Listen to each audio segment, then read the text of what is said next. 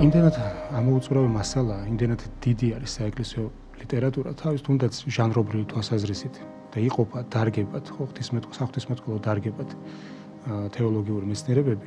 ბევრისთვის ეს უცნობი არის და წარმოდგენა არის, რომ მაგალითად ტაძარში მხოლოდ წმინდა წერილი და თვითნებური განმარტება ხდება. დოგმატი ესეთია, რომ წმინდა წერილში, როგორც წმინდა წერილში, ბიბლიაში, ანუ როგორც ძველი ისე ახალი აღთქმის წიგნებში, რაც ადამიანის სულის ცხონებისთვის არის აუცილებელი, აბსოლუტურად ყველა საკითხია გადმოცემული.